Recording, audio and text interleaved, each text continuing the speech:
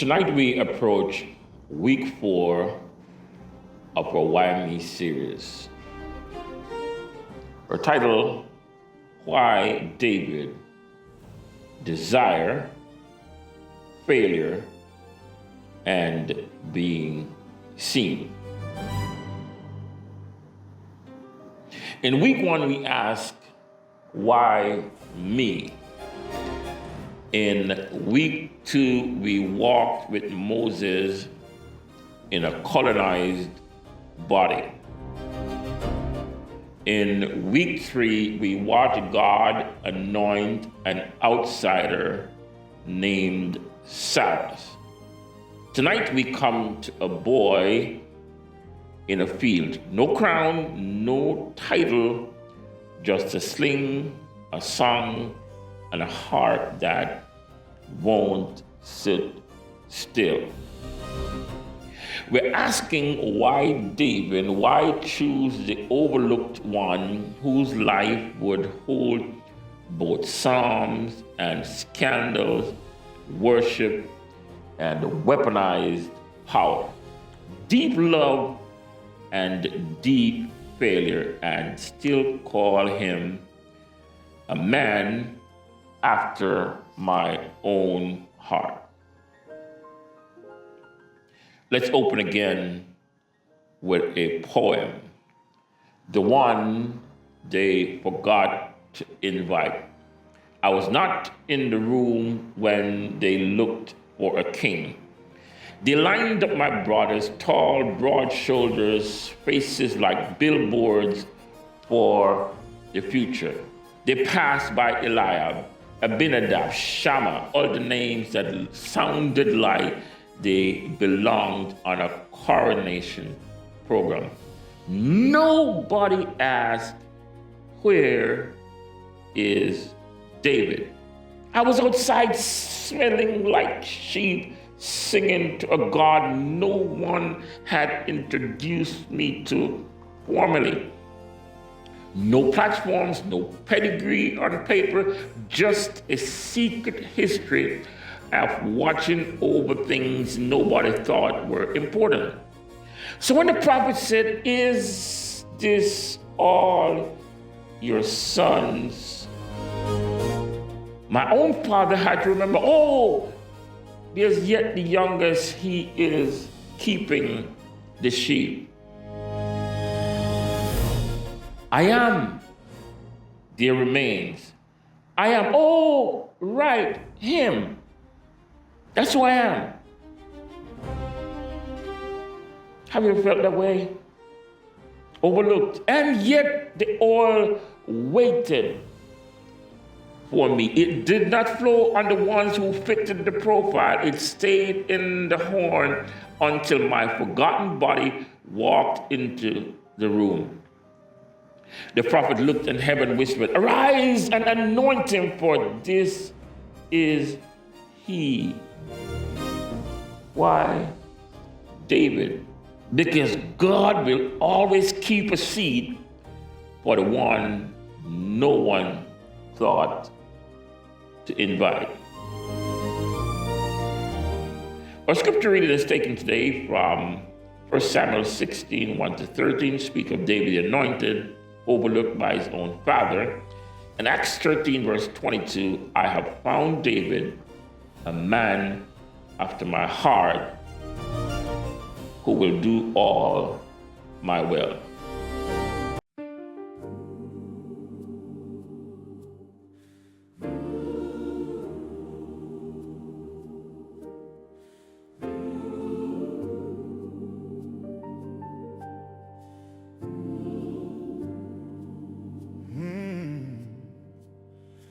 I speak plain so you can hear me. Lift me up and you will know I do not move on my own breath. The words I say are not my own. My Father taught me how to pray, how to answer when I'm asked. And the one who sent me walks with me, I am never left alone. Lift me up, and you will see I am He. I am what I say. I do the things that please my Father, step by step along the way. Lift me up, and you will know my voice comes from the one above. I am held, I am guided in the quiet of His love. I do not claim a single deed that was not given from above. What I receive, I speak again, a mirror of the Father's love. He who sent me stands beside me. His counsel walks along my road. And every word I offer comes from Him who keeps my soul. Lift me up, and you will see I am He. I am what I say. I do the things that please my Father, step by step along the way. Lift me up, and you will know my voice comes from the one above. I am held, I am guided in the quiet of His love. When you lift the Son of Man, you'll feel the source behind the voice. You'll know I do nothing by myself. I only follow the Father's choice. Lift me up, and you will see I am He. I am what I say. All I speak is from my Father. All I do is walk in His state. All I do is walk in His state. Lift me up, and you will know, not by my will, but by His hand. I do the things that please Him. With the Father I will stand.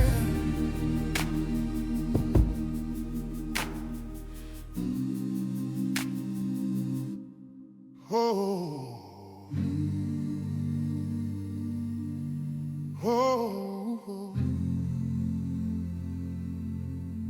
oh, oh.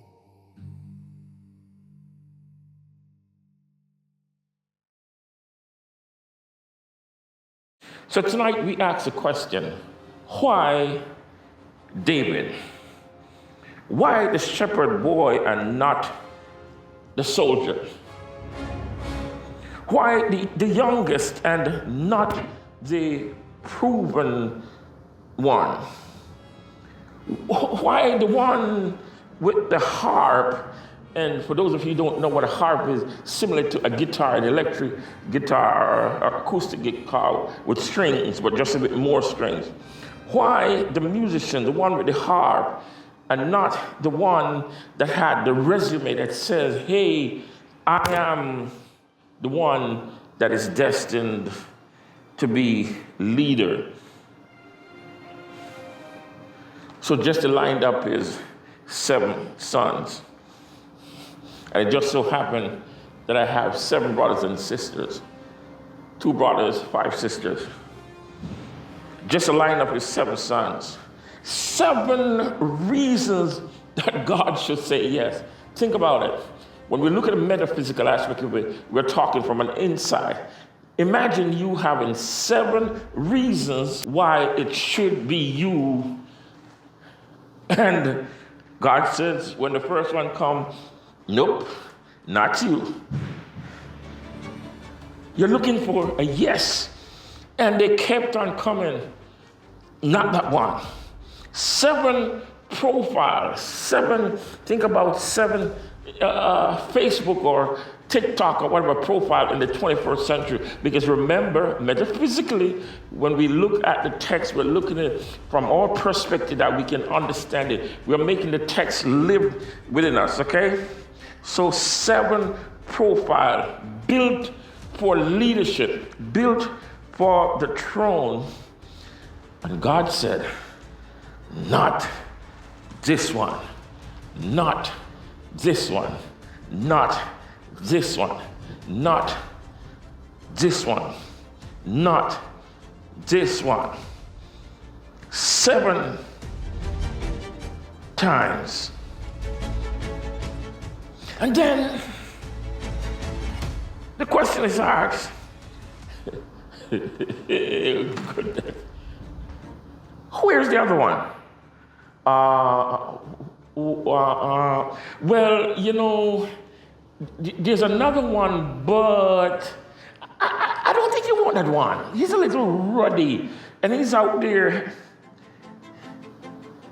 with the sheep. He's skinny, funky. I really, are you sure? The one nobody brought to the audition, the one out in the field talking to sheep and singing to the sky like nobody was listening. You know, you sing in your bathroom all along and you know the lead, and they're always giving somebody as the lead and not giving it to you, and you're in the bathroom wondering when your turn is coming. You're wondering if anybody's listening. I want to tell you something. It turned out that somebody was listening to David. Somebody is listening to you. So why David? Not because he was clean, not because he was ready, not because he had a record that was clear or his hands were pure or his story was simple. No. God chose David knowing Bathsheba was coming. You must remember, and I keep using the thing again, the illustration that the brother says. When you're over here and you're planning on going over there, God is already over there waiting for you. But he's also traveling with you because he's omnipresent. So the Bathsheba event was already known, and God knew that David was going through the Bathsheba event. But he said, yes. Do you realize that God knew Uriah's blood would be on David's hand? God chose David knowing that the child that David was gonna have with Bathsheba, God knew the child would not survive. Yet God chose David knowing all of it. He chose him anyway. Now, that would it should either terrify you or set you completely free. And we're going to find out which of them is there for you today. Because some of you are thinking, stripper pole, you're a drug dealer, you have 3-4 girlfriend wives, and you have done some unscrupulous stuff. Your pedigree doesn't look good. But in your spirit, you're sensing that you are the one. And people are saying you're the black sheep and calling you all sort of names. I want to let you know that God knows you are the one. You know, one of the challenges with us as preachers and teachers of the word, we have done David a disservice. We have cleaned him up and we have turned him into a motivational poster. We have taken the most complicated, most dangerous, most fully human figure in the entire Hebrew canon and made him into a children's story about a boy with sling and 5 stones. And in doing that, we have made him useless. You see, because the David that can help you is not the David in the children's story. The David that can help you is the one the text actually presents. A man of extraordinary gifts and extraordinary shadows. We may say extraordinary skill. One who wrote the most tender poetry in history. A king who established justice and committed injustice in the same lifetime. A man who danced before God with abandon and later sat paralyzed by his own sin for so long that a prophet had to come and break the silence. The cultural version of David says, see what God can do with a small, unlikely person who is capable of the best and capable of the worst simultaneously, and who keeps returning to God from both places. The key thing is, whenever he's up, he rejoices with God and praises him in the firmament, praises. But then he gets to the point where when he gets challenged, he said, create in me a clean heart. Oh, the Lord is my shepherd. I shall not want. He knows how. God, regardless of what is external circumstances or the things which nobody can seize but him, he knows how to return to God. That is a harder message because it doesn't fit up. That's not a poster boy message. That is not, but it's the one that might actually reach you where you actually are today. You see, the cultural problem with how we receive this story in a culture shaped by social media, where we have developed a binary relationship with political figures. They're either models or cautionary tales, heroes or villains, worth following or worth canceling. David breaks that binary completely. He is simultaneously the man after God's own heart and the man who sent a loyal soldier to die so that he could take his wife. Are you hearing me? He sent the man to die so that he can take his wife. There's a pastor right now is struggling with his parishioners because he's been caught in similar situation. I don't know who you are, but this message for you tonight, whoever you are, you've been caught in situations. I want to tell you, come back to God and let him fix it for you.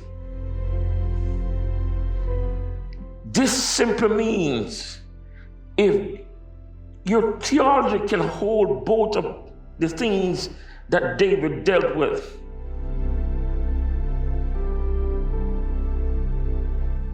it cannot hold both of those things about you.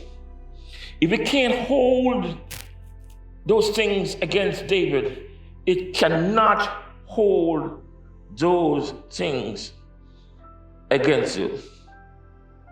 Let's look at the metaphysical David. Let's look at the metaphysical David. I want to go a little bit deep into the biographical point about David. Just one moment. Because in the metaphysical tradition, I've been studying and living inside of for decades now, David is not just a historical figure. He is a consciousness type. And you heard me speak before in the Genesis series about the consciousness type before man became awake, before man became knowledgeable or became self-conscious. You heard me speak about that.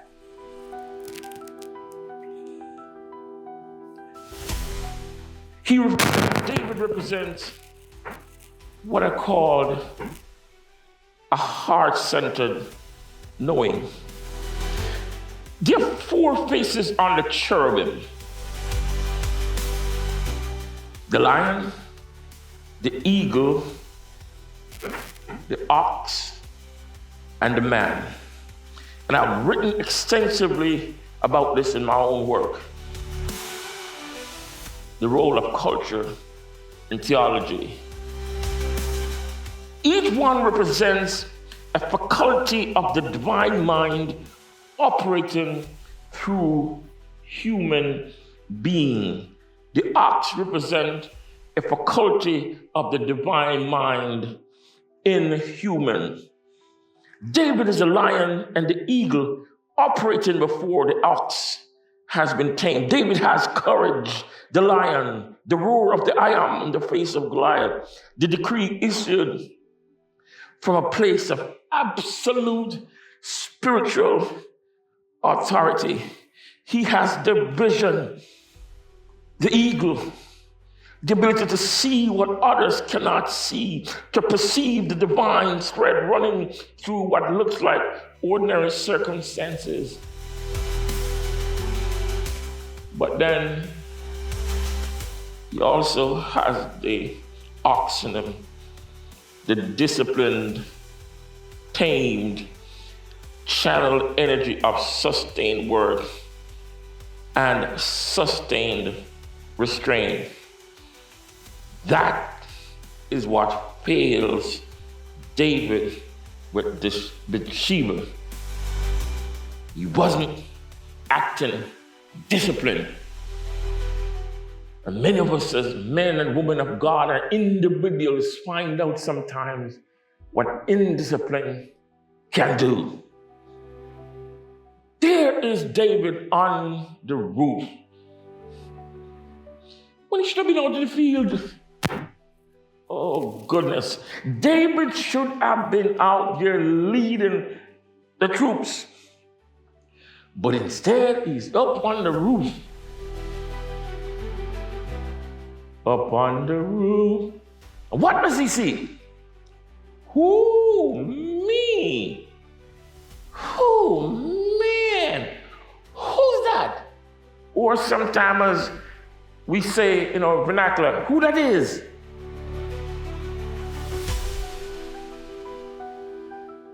David is up on the roof resting. So he was in a state of repose. His army is at war, but he's golfing. The ox is untamed, and the untamed ox destroyed the body to feed the appetite because his senses looked. And when he saw what he saw, he said, I want that. Why? Because I am that. And he did what he had to do to get that. And we see the result of what doing that created. You see, the metaphysical reading of David's failure is not primarily a moral reading. It is about a gifted consciousness operating outside of proper order. The gifts running ahead of the discipline. The desire running ahead of wisdom. So there you are, you're singing and you think the song is just about the song. And then there are 1,000 people down there watching you, and there are 1,000 people with different feelings and emotions. And those feelings and emotions start coming to you. And so instead of going home, you end up in somebody's bed when you shouldn't be there. When you have the discipline, you know you cannot rely on yourself. You then start relying on God, the divine mind. And so there are places that you simply don't end up. You set boundaries. Nobody comes into your house if nobody's there with you. Nobody gets in the car. You don't pick up people by yourself. I remember when we were leading church in North Lauderdale, and oh my goodness, 1 o'clock in the morning, I'm sleeping. Ding dong, ding dong, ding dong, ding dong, ding dong. I'm like, who on earth could this be that is calling me, not ringing my doorbell at this hour of the morning? So I thought at first it would be the cops. So I peeked through the window. I didn't see any police car. Then I peeked through the door little thing. I couldn't see anybody at first. Then who is it? Oh, it's so-and-so. I'm like, how did you get in here? Oh God, listen to the question. You see, I have a wall of protection. It lifts up. And then the bar lifts up, and then once you go through the bar goes down, and then the gates open wide to let you in. So what she had done, she said, well, I just had to park my car. And I went under the gate.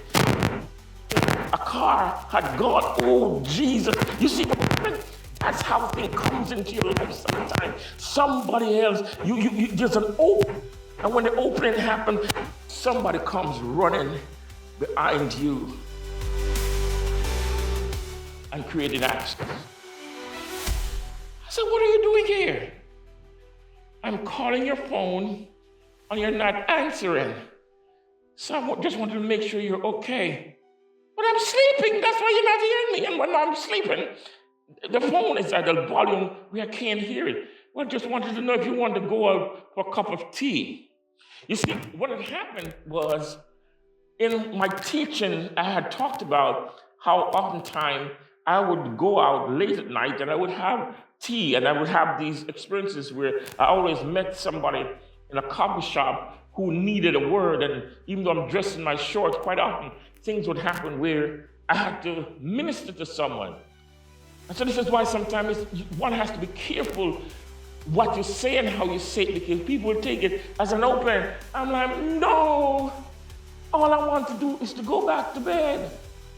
I don't want to go for coffee right now. And that's what happened with David. Up on the roof, minding his own business, resting when he should be out there fighting, and the ox running ahead of the vision. And here's where the story becomes personal for every person watching this today. Listen to me. Listen, turn the volume up if you need to, and write this down. Your gifts are real. If you ever wondered if your gifting is real, the spiritual gifting that you have, I'm speaking from a theological standpoint today. If I were speaking to an audience of business leader, I would speak differently. But if you are wondering if your gifting is real, I want to tell you, yes, your gifting is real. Your calling is real. Your desire for God is real. All three of those things are real. Your gifting, your calling, and your desire for real is real. But your capacity for damage to yourself, to the people closest to you, to the mission you're given, is equally real. Listen, your capacity to damage yourself, the people closest to you, and the mission you're given is also real. The question is not whether you have both. You do. We all do. The question is, what do you do when the ox breaks loose? Let me give you a picture. For those of you who may not know what an ox is, so let's use a bull. You've seen, whether it's on the box of the milk, you see the cow, and then think of the male bull for that example. Now we talk about oxtail. I'm Jamaican, so oxtail. But we're not talking about oxtail right now. We're talking about the bull itself. I remember growing up, and we had a neighbor named Mr. Campbell, and Mr. Campbell had at least one or two, we call him a Braham bull, which is a bull with a big thing in the back. And what happened, a hump in his back. And what happened is, sometime when we were trying to get to school, the shortest distance between 2 points is a straight line. So we did what we call cut across Mr. Campbell Common and try to get as fast to the road as possible in order to get to school if we were already late. But the bull, when the bull was in, let go so he could graze, we had to look to make sure that the bull was not out. Because when the bull was loose, the bull would come chasing him. And if he caught up with you, some 2,000 pounds of bull is gonna get to you and destroy you. And sometimes that is what happens to you. Weight falls on you. I told a story of when 1,500 pounds fell on me after the accident. You know, I started doing exercises again to regain my strength, because there was a time when I couldn't walk. I lived in a wheelchair for a while. And so there I was, and I'm taking the 4 or 5 pound weight. I did 2 plates, and then afterwards I do 2 more, and kept on adding until I get to 34 plates, which is about 1,540 or so pounds. And I've done it many, many, many times. But somehow the back of the weight bench fell apart and all 1,500 pounds fell on me. And I ended up again in a wheelchair. Because you see, the bull had taken over. I'm trying to show how strong I am. And then God promised, if you heal me, if you take care of me, then I'm going to serve you. And I was half serving. And so the weight fell on me. And I was back to square one, in a wheelchair again. You see, the key thing to the physical David is this. Samuel anoints David years before David sits on the throne. So there is a gap between anointing and coronation. And I spoke to you about this before. There is a gap. Jesus had that gap 18 years. I had that gap 18 years. You have that gap. You know, you've heard the call, but you went through a series of training and preparation. And the thing about the preparation is that when you get to the preparation stage, you know. But oftentimes you choose not to listen. In the gap, Saul, jealousy, the wilderness years, the caves, the running, the hiding, the building of an outlaw army, the years of waiting for what God already said was coming. Does that sound like you? Does that sound like you? You know, we say, I don't mind waiting. I don't mind waiting. I don't mind waiting on the Lord. Then you start saying, when, Lord, when? I've been waiting down here for the church to come, Lord Jesus. You say, no, want me to cross like Satan can stop you from crossing. The only thing can stop you from crossing is you. That gap is not a delay, it is a function. The David who sits on the throne at the end of the gap is not the David who was anointed in the beginning. I say it again. The David that sits on the throne at the end of the gap is not the David who was anointed at the beginning. The wilderness years did something. The caves did something. The running did something. I don't know which lead I'm speaking to today. You may find yourself in a cave. You may find yourself in a wilderness. For some reason, you find yourself in a gap. But here's what that gap is going to do. It's going to tame the bull. You see, I've seen people who have tamed bulls until little children have been able to walk in them. To sit in them. In some cultures, they worship them.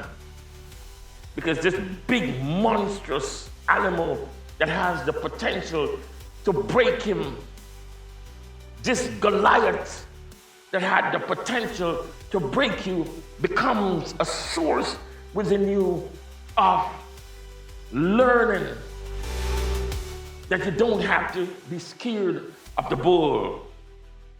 You don't have to be scared of your Goliath. Now, just remember, you can't completely tame the bull because it's still a bull. You must remember that. And so, if you're not careful, the bull will rise up again. Bathsheba comes later after he was on the throne. But enough for the throne, enough for the kingdom, enough for the covenant. You can tame that bull, let's call it ox, enough. You see, if you're in a gap right now between what God said and what has not yet appeared, can I just tell you that the gap is not punishment? Hear me. The gap is not punishment. It is preparation. The wilderness is not abandonment. It is formation. You've been made into someone capable of carrying what you've been promised. That's why you end up in the gap. Now, I want to talk for a moment about the failure we don't talk about. In all the stories about David, this is the least one talked about. I want to talk about what happened after Bathsheba. Because most of David's sermon end at one of two places. They either end at Goliath, the triumphant moment, or at Bathsheba as a cautionary tale, and then move quickly past it. Creating me a clean heart and move, gone. That's it. That's how the stories or the sermons you listen to are commonly said. But what they don't want to do is stay in the silence. After Nathan the prophet confronts David, after David hears the parable of the rich man who took the poor man's lamb, after Nathan says, "Thou," art the man. There is a silence in David's life that is almost unbearable to read. Have you ever noticed there's some men and women of God that were great teachers and preachers, and they faced some challenges, and you haven't heard anything about them again? They were on TV, on the radio, doing God's work, and then something happened. Silence. I want to talk about that silence for a moment. Nathan says, "Thou art the man," and the silence happened in David's life. He has been seen completely, not just the gifts, the words of it.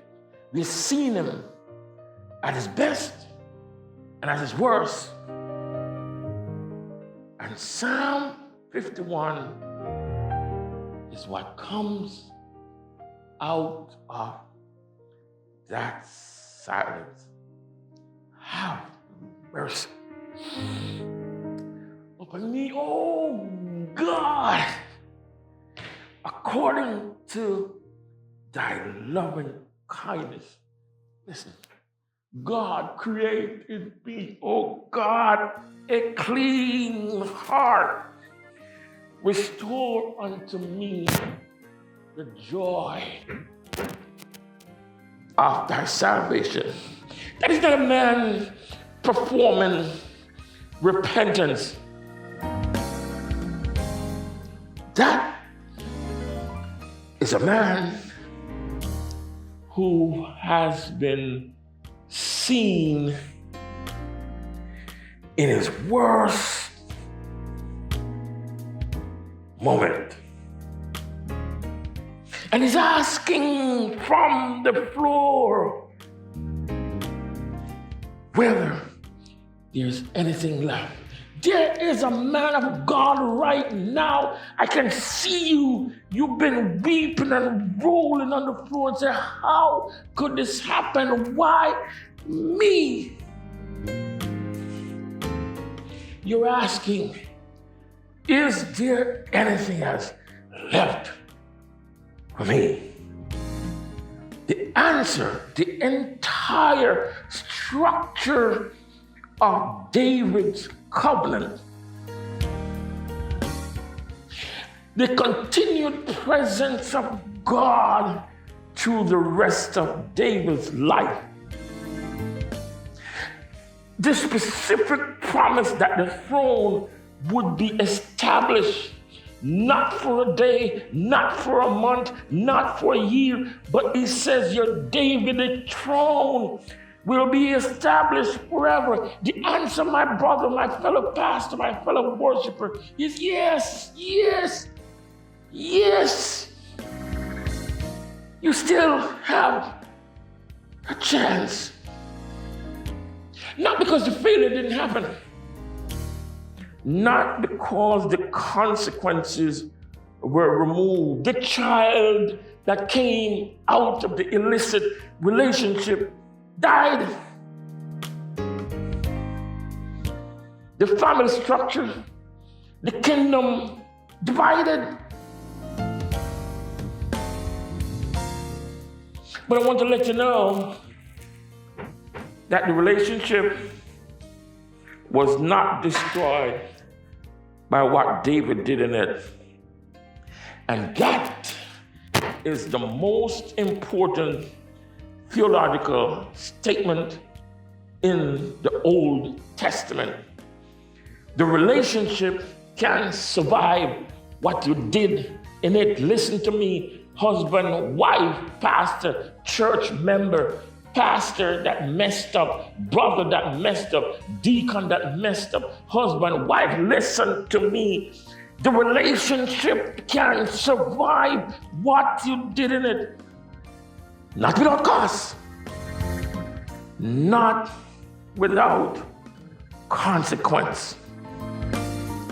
Not without the long, painful work of Psalm 51, which is not just a one-time prayer, but a sustained orientation of the soul back toward God after catastrophic diversion. But the relationship survives. Create in me a clean heart, O God, and renew a right spirit within me. I want you to stop just now. Pray those words, simple words. I'm going to talk about simple words very soon. Create in me a clean heart, O God, and renew a right spirit within me. Psalm 51, verse 10. For the rest of this week, every moment when you start doubting yourself, create in me a clean heart, O God, and renew a right spirit within me. Let the creation be an everyday thing. Renew your spirit in me, O God. Restore to me the joy of your salvation. Oh God, I don't even have to tell you how sorry I am, you know. But that's the part of this to make me over again, Lord. Make me over again, God. Here I am. I come before you just as I am. I come to thee. I come to thee, God. You know everything about me. I don't need to tell you anything, God. But here I am with all my mess, my brokenness. I come to you asking a clean heart. Not fix the heart, but create a new one. Give me a new heart for service, a new heart for you, a new heart to love, a new heart to serve. Part number 5, being seen.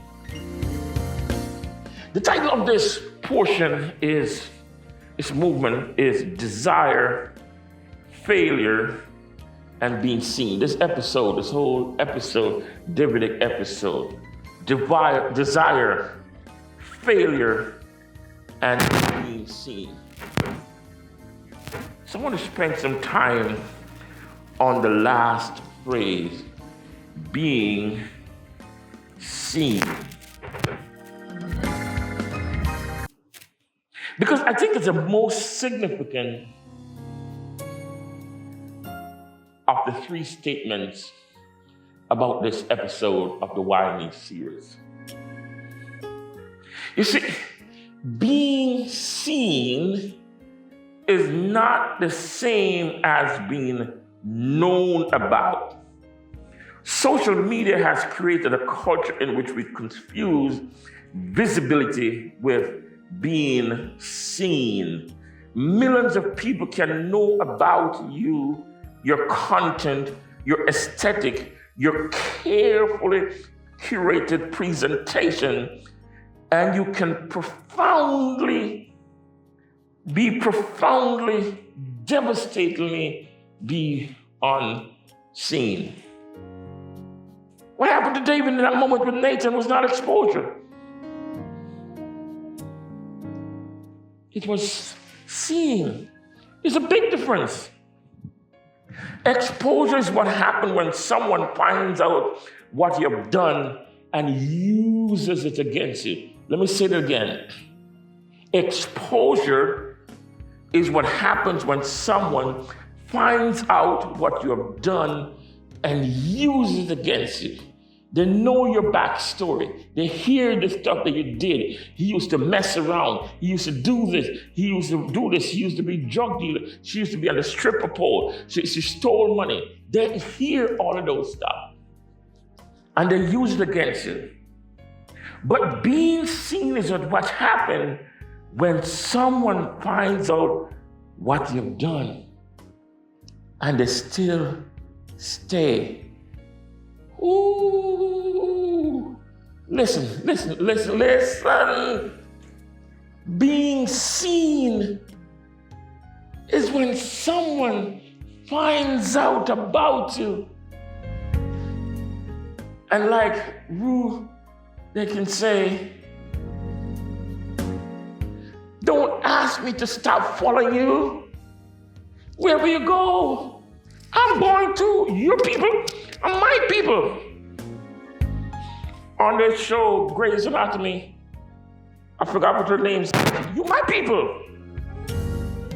I am with you to thick and thin. And that's what we should do for leaders or pastors when we see them. We're not elevating them above anything else. But my goodness, can you understand? You one person, you have challenge, okay? But then imagine the pastor. He has all 1,500 of you that is praying about him. Do you realize the struggles that these men and women of God faces on a daily basis? And then as soon as something happens, kill the man. Silence. You don't hear them anything again. All that has happened is a silence because you have exposed them.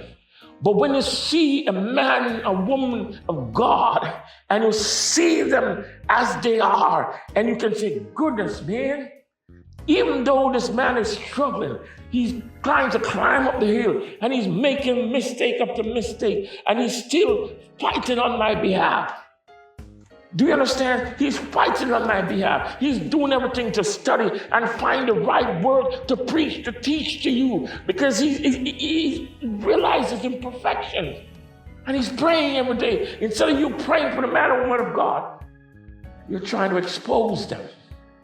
That's what you do on their television shows now, YouTube shows where these people, yeah. Well, let me tell you about Pastor so-and-so. Here's what his wife did. Goodness. Take 2 seats.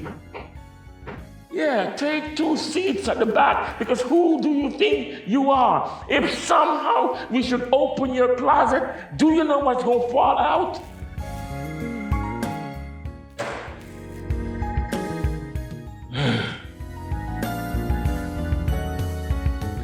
Nathan doesn't come to destroy David when he says, thou art the man. He didn't come to destroy David. Nathan comes because God sent him. And God sent him not to end the relationship, but to restore it. To say through the confrontation, through the parable, though thou art the man, though thou art the man, I see you, all of it, all of you, and I'm still here.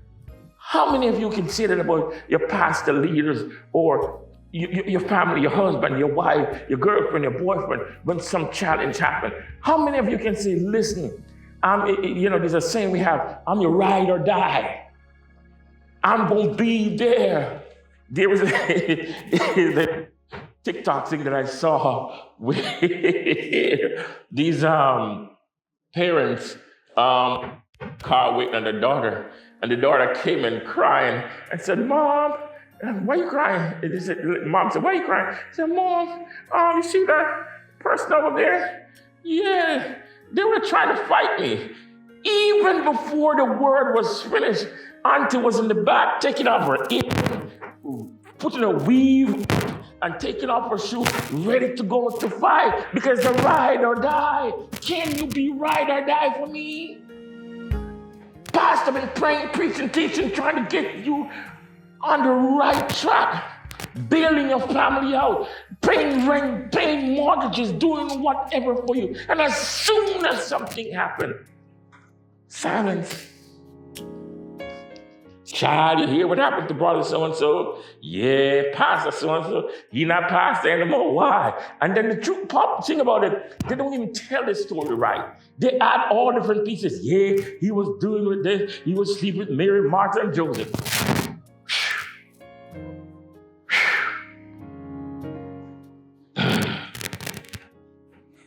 Nathan said, I am still here. That quality of being seen fully, without the performance, without the curated version, without the public profile, is what human soul is all about. That is what the human soul is all about. The most desperate for the most terrified. Simultaneously, you're desperate for God. I thirst for you. As the heart panted for the water brook, I thirst for you.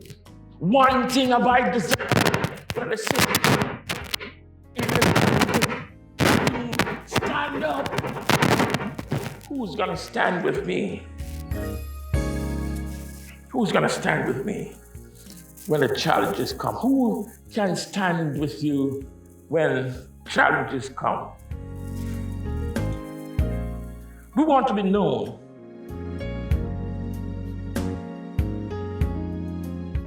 But we are afraid of being known. We don't want everything to be known. So we carefully,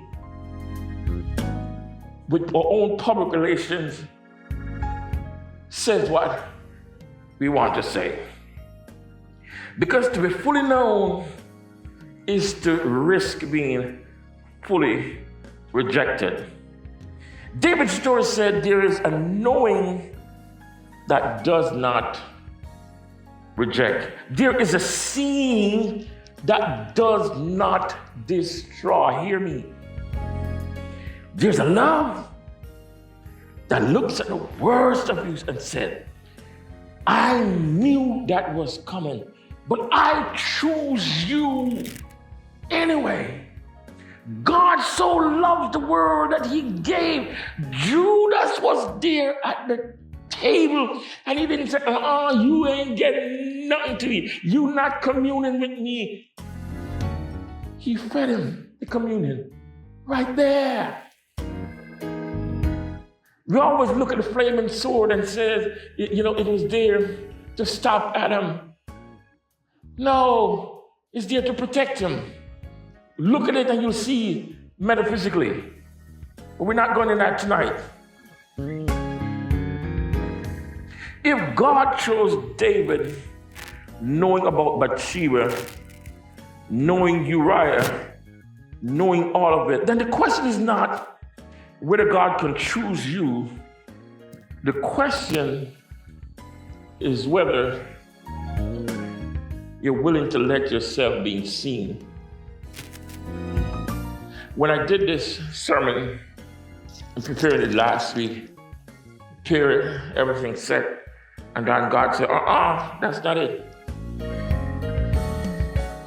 And I wrote a personal talk, which will be on my personal site, called I Lost Everything, and then this happened. And then God said to me, the David story is not told properly until you insert yourself in the middle and tell your story. Because all of this series, Why Me, is about what I'm trying to do through you, the believer. You, John Donavon Sr., son of Bishop Ferdinand Foster Sr., and Evangelist Winvirus Sr. You. I want to be honest with you as I give this personal witness. I have been asking, why me, for most of my life. I asked it at 7 years, age 7, when a stake thrown at me by a stranger who misread a schoolyard situation and stabbed me in the back of my neck and put me in a coma for months.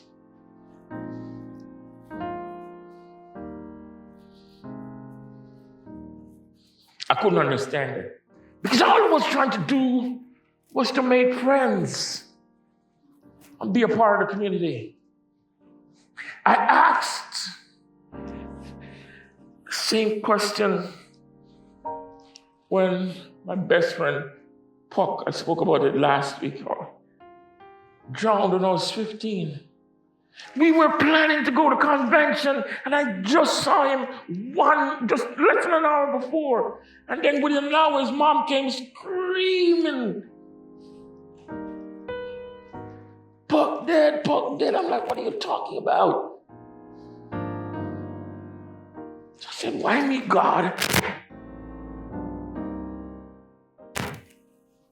In high school, I had a friend who taught me a lot about metaphysics then. His name was Richard Brown. Richard IQ was off. Listen, you could give Richard any, and he doesn't write it down. And you multiply the longest number by the longest number. And within seconds of giving you the computation, he gives you the correct answer. That was the gift. And in high school, as a part of the school sciences exhibition, we created the winning exhibition for the whole country, for all high schools. A parabolic reflector, which was used to dry bauxite. I was a spokesperson. Richard was the genius behind the creation.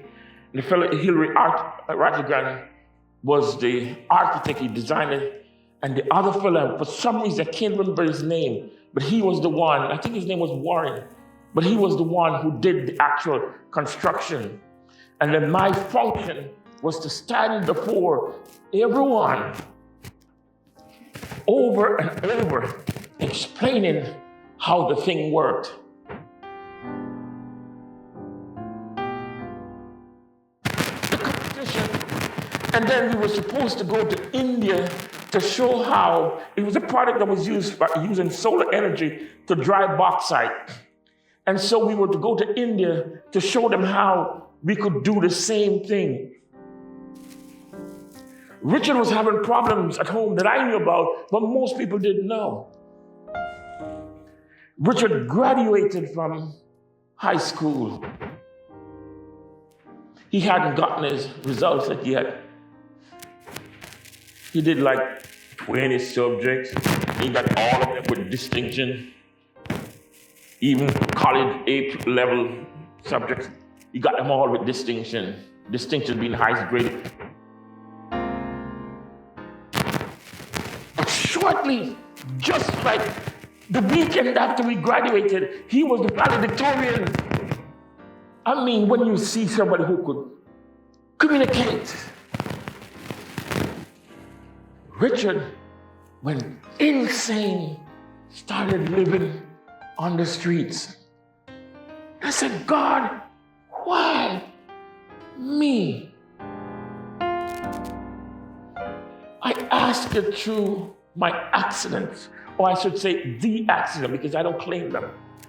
I asked it through the accident, through the disability in a wheelchair, where people are taking me to the bathroom and washing me and showering me because I couldn't do those things myself. I asked him through the cancer diagnosis, 3 of them, 3 different times, 3 different decades.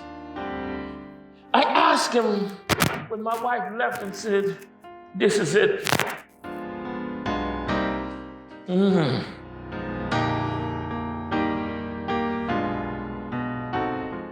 And I asked a couple days ago, 2 days ago, when I woke up in excruciating pain on my right side.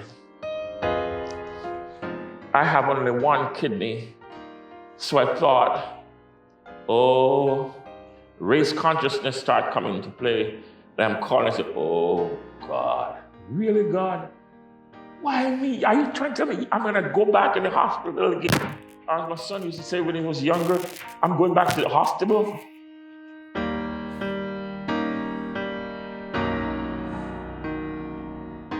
Little did I know,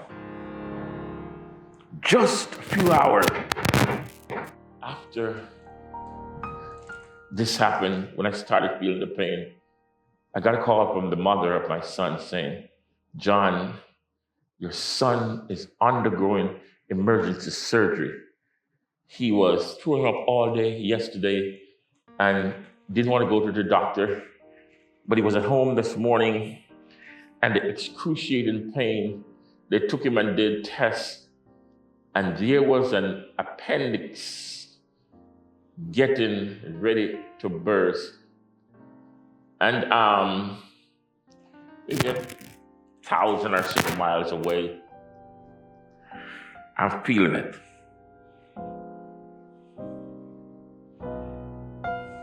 Same pain, same location. I have been asking why me, from the floor, from the hospital, from the silence. Nathan said, "Thou art the man." In my own life,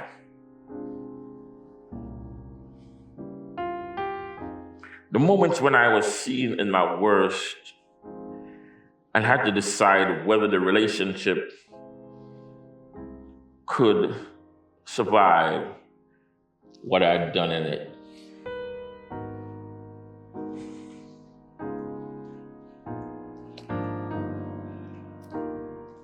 Here's what I learned. The question why me has two completely different meaning depending on where you're asking it from. If you're asking from fear, it means, why is this happening to me? And what did I do? Is this punishment? Will it ever stop? God, can you go find somebody else to do something to? That's a fear. But when it comes from the calling, it means, why was I chosen to carry this specific load? And what does this specific suffering contain? What can only be released? What God is it that the thing that can only be released through me, why you have kept me?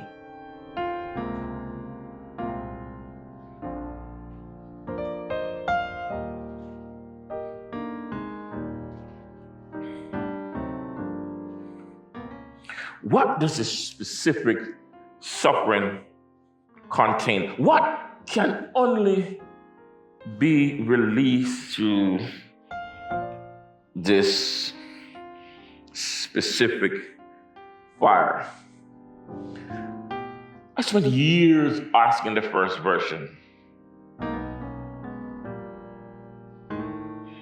but I'm now living in the second version. Not because the load got lighter, it hasn't. I have an active cancer. You hear me call it bonkers. I was given 17 years to live 3 years ago. So that means, according to the doctor, I have 13 years to live. That's what the doctor says. But I've never done chemotherapy, whatever you call them. Every time I'm supposed to do something, something happened that surgery postponed or otherwise. These physicians are doing their jobs, so I'm not mad at them for the diagnosis. I have a sister where surgeon said should not live. And let me tell you a little bit more about this. I was teaching on the Altar series, and when I got to Abraham and Isaac, and I was teaching how the one thing that he had to give up, suddenly I started speaking in tongues, and I just got to a moment where I couldn't go any further because I just realized how it meant that this is one dying. I felt life leaving from someone.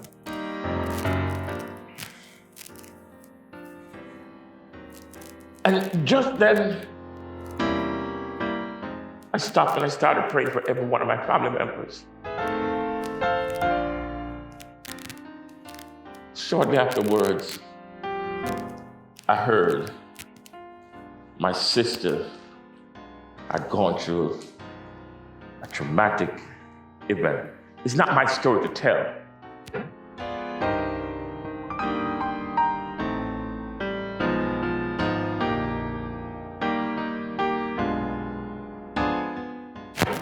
How God allowed me to see things. I have a dream, and then when I called that same sister, and she said, somebody's gonna die. And within a short time, somebody dies. I dream seeing them with my mom or with my dad.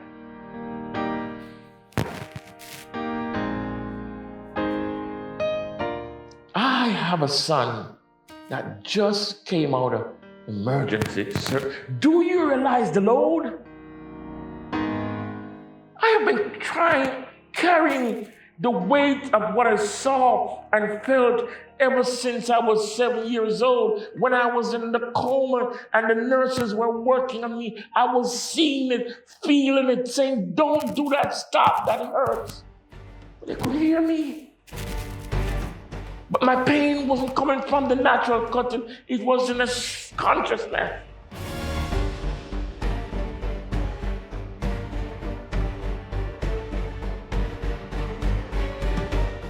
Things I couldn't explain. Things I couldn't stop for 54 years because I'm now 61. The load has not gotten lighter.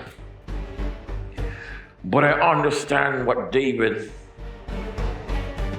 experienced after Psalm 51.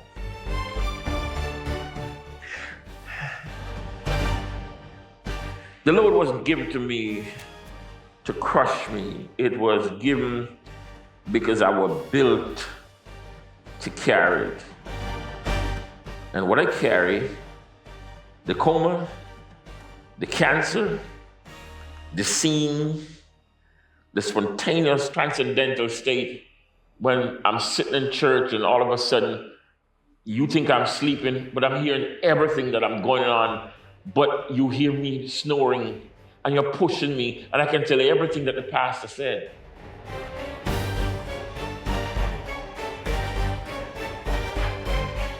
The prophetic accuracy, so many prophecies, some of you are the sound of my voice. I've spoken prophetically into your lives, and they were accurate. The months of consciousness existing outside of a body with no measurable brain activity. That is not my burden alone.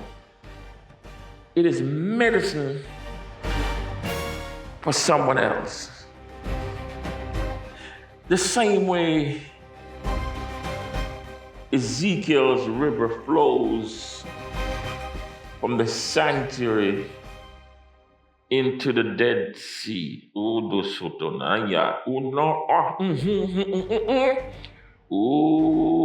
goodness. The same way David's Psalms, written from the cave, written from the floor, written from the worst moments of a complicated life. Because the prayer book of every human being was ever needed words for what they could not say. My story is not mine to keep. My experience is medicine for someone else. I see you. You are scrolling through looking for something. Maybe it's somebody named David that you've been dealing with, and you're scrolling through, and the algorithm brought you here. I'm gonna tell you right now, stop. Listen. This is for you. You've been hop skipping and trying to find ways to survive and using your body. You've been using different, You've asked yourself, is there any hope for you? You wanted to get married as a young girl coming up. You had plans, and somewhere you got abused and your direction changed. And I see you now, right now, tears are flowing down your eyes, and you're asking yourself, is there any hope for me? Yeah, like you, I asked that question when I sat in that bathroom in the rehab where a lot of people were using it. Anybody knows me when it comes on to cleanliness in bathrooms. I don't like using nothing that anybody uses. But in the rehab, it was a communal bathroom, and they came and they, oh God.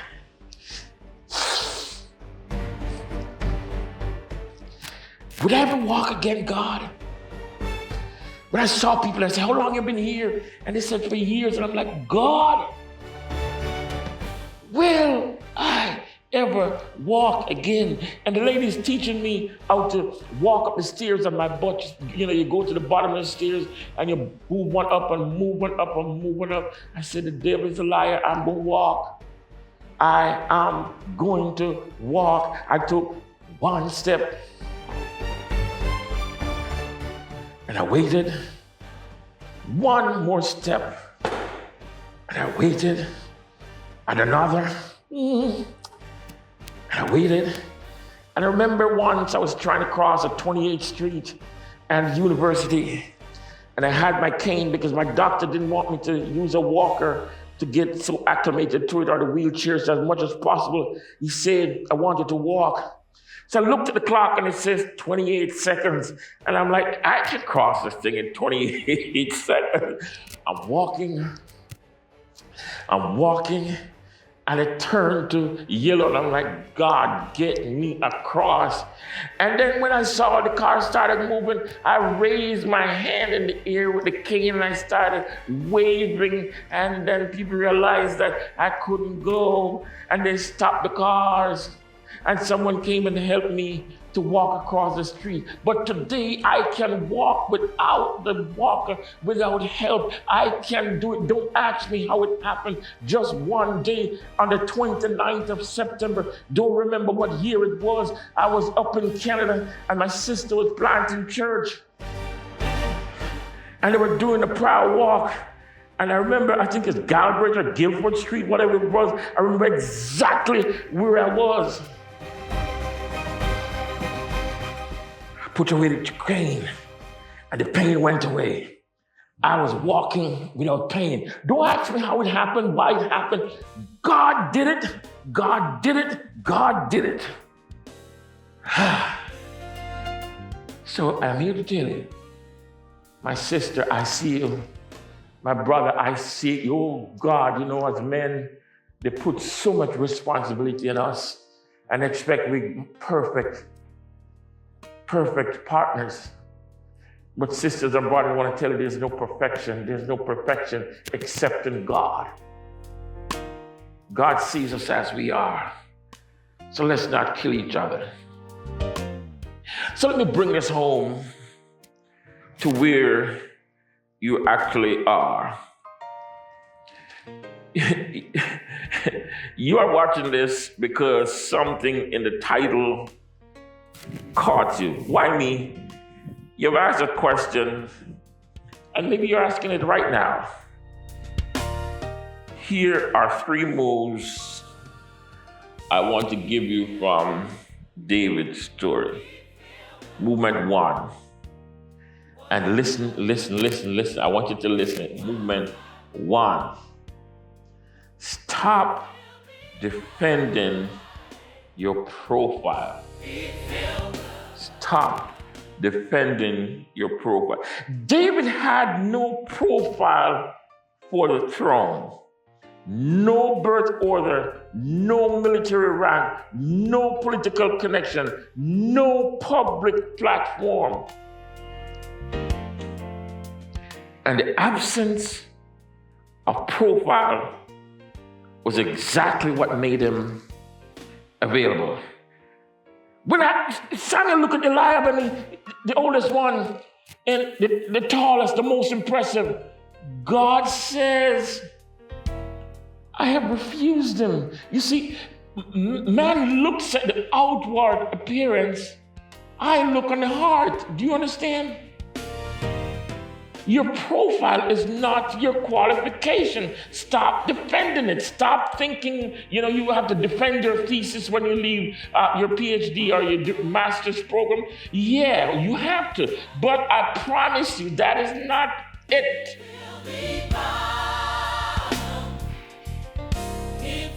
Stop defending it. Stop apologizing for your profile. Stop apologizing for your history. Stop trying to make it more impressive because you step into what you've been called to. If God called you to preach, go preach the word. Be instant in season and out of season. Study to show yourself approved unto God. Stop trying to impress people, because when you start to impress people, you create lives that are not so. The profile is not the point. The heart is the point. Movement number 2.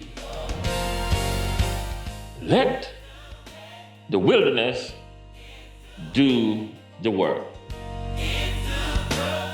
If you're in the gap between anointing and coronation, between what God said and what has not yet appeared, the temptation is to force it, to use the iron legs to hustle your way from the cave to the throne. Put on helmets and stuff that doesn't belong to you, doesn't fit you, because you want to be seen. David tried that. It cost him. The wilderness years are not wasted years. They are formation years. Every cave, every near miss with Saul, every night singing to himself that was the taming of the ox, the taming of the bull. That's the word I'm going to use. The building of the capacity to carry the kingdom. So let it do its work, not passively, not without the lion's roar or the eagle's vision, but without forcing the timeline that God is managing. You don't know what the throne requires until you've been in the wilderness long enough to find out what you're made of. When struggles come and you have to decide, should I pay the light bill or the copay? And what if I don't have insurance? Or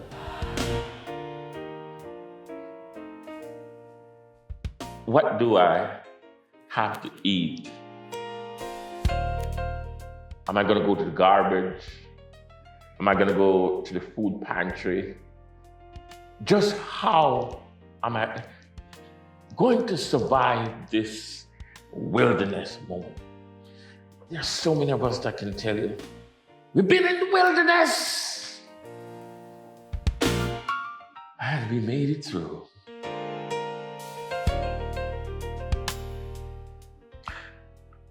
Movement number 3.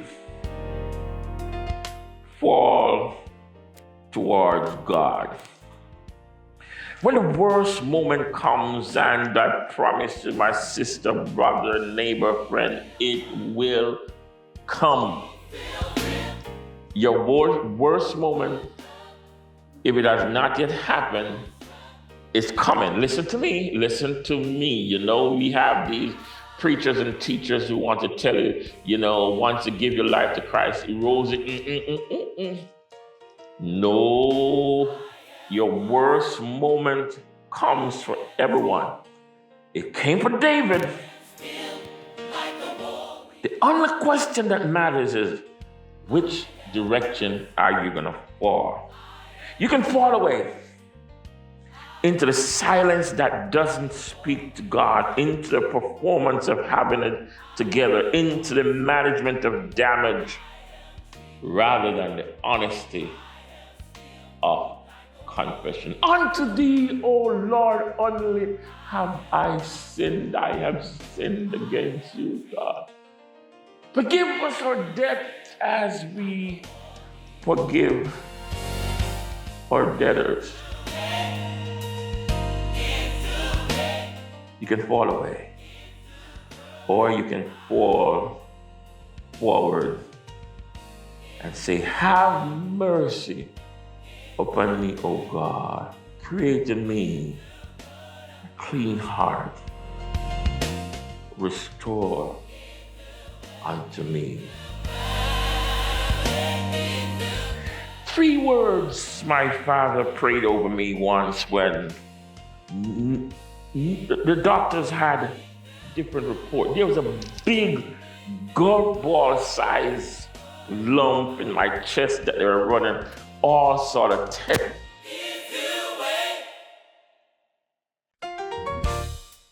It says, heal my son, John. And a few days ago, I had the opportunity to pray the same thing over my son, John. Heal my son. And something that was there wasn't there anymore. The doctor said, no, we can't find it. And the funny, not so funny thing is, every time I go in to do my physical every year, if I happen to change doctors, they're like, oh, we see, they bring the oncologists and all the oncologists and they come in there, stand at my bedside. Well, everything came back okay, but we see a little nodule. And my question to them always, is it bigger than it was? And say, so you know about it? Yeah, we know about it. Look at my history, look at my record. And they come and check the record, and they said, no, it is not any bigger. What did Paul call this? I don't know what Paul's thorn in the flesh was. But this little lump here that has been with me since 2002, that's how many years? 24 years.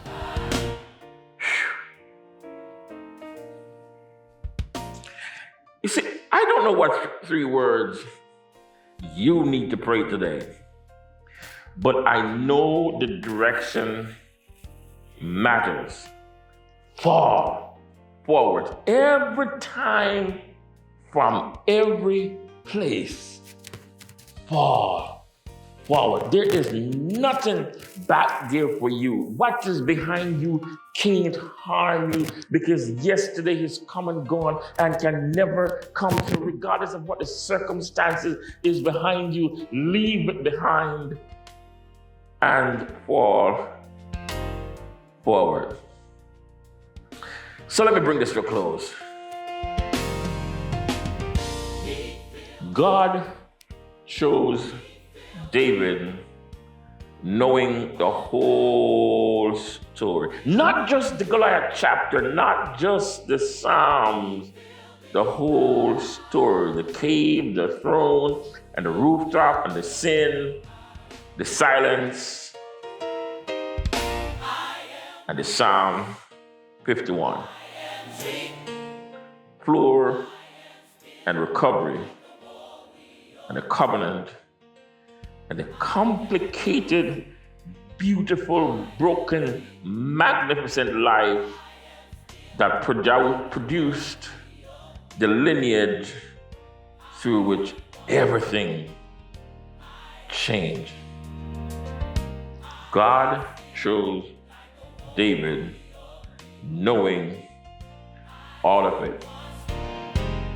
And he chose you knowing all of yours. Not despite the failure, not ignoring the shadows, not waiting for you to clean up the profile before the choosing happened. He chose you with your funky internet Instagram profile. You know, the number 2, the username that only certain people know. Chose you anyway. You know, the little room that you have next door that only certain people comes, chose you anywhere. The little side hustle that you're using to get some money because you're thinking that God can't provide or God has missed something. And so in order to stay up with, keep up with the Joneses, you're doing some stuff. Still choosing. You mean me? Yes, you couldn't be. Then it's who? You. He chose messed up, filthy, dirty, funky you. And call you by your name. He says, come unto me, all ye that are labored, all ye who work and trying to do this all by yourself, and let me give you rest. For my yoke is easy, my burden is light. But when you try to lift it by yourself, it's heavy. So knowing it, seeing it, God chose you anyway. Why me? Because the God who chose Moses, he'll colonize his body, and Cyrus without a conversion. And the Iranian, if you may well call it that, wasn't converted. David without a profile. Paul, after the violence, he chose them. That same God has never once required you to be finished before being chosen. Only available. That's it, all he asks. Only be available. Only willing to be seen. Only willing to fall. To fall forward.